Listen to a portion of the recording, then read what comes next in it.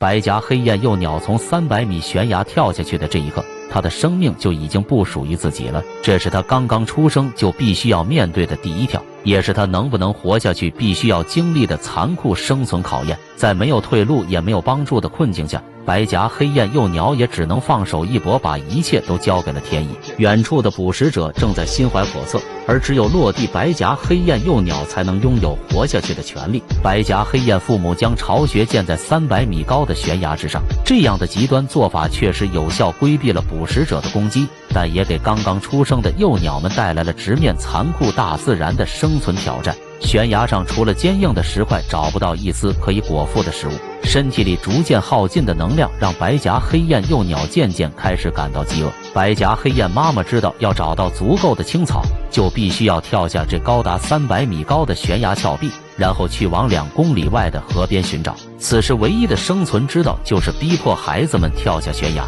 可幼鸟们即使饥饿也并不想离开自己的妈妈。作为母亲，白颊黑燕妈妈只能狠心离开了她的孩子。她要利用孩子对母亲的依赖，让幼鸟们独自面对这场生死抉择。可她的孩子们还没有学会飞行。白颊黑燕妈妈站在悬崖下面焦急地呼唤着，渡鸦闻到了猎物的味道，也紧急赶来。妈妈的呼唤让大姐挺身而出站了出来，她鼓起勇气一跃而起，风呼啸摩擦着她毛茸茸的身体，掠过她尚未丰满的羽翼。但风承担不了大姐的体重，无助的自由感和眼前快速下坠的景象，让大姐本能地挥舞着她的小翅膀。她或许知道，只有让肚子先落地，才能有活下去的希望。一阵猛烈的撞击过后，大姐顺利的平安落地，她完美的一跳成功给弟弟妹妹们打了个样。然而早已等待多时的渡鸦怎能错过这个机会？虽然白颊黑燕爸爸迅速出击，成功把姐姐护在身下，但即使他拼尽了全力，也难以避免渡鸦声东击西的战法，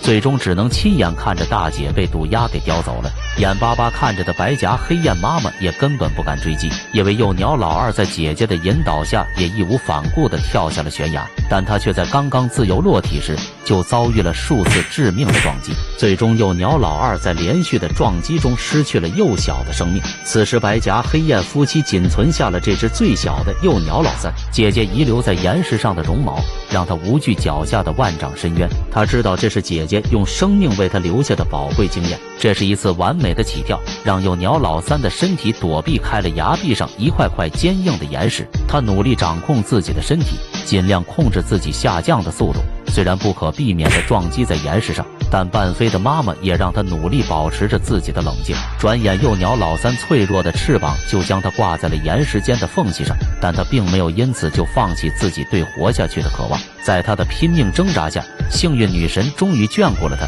通过勇气与智慧的放手一搏，成功落在了雪地上。强大的冲击力让幼鸟老三不停地翻滚向下，白颊黑燕妈妈迅速追了上去，她试图用自己的身体阻挡住这只仅存的幼鸟老三，但湿滑的雪地让白颊黑燕妈妈所做出的一切都徒劳无功。直到幼鸟老三翻滚到了一块小小的石块，他和妈妈才终于团聚在了悬崖的底部。转眼白颊黑燕爸爸也赶到了老婆孩子的身边，劫后余生的一家3口才算是暂时度过了幼鸟成长中的第一次试炼。最后希望这只勇敢而又幸运的幼鸟老三能够在格陵兰岛上成功的长成大鸟。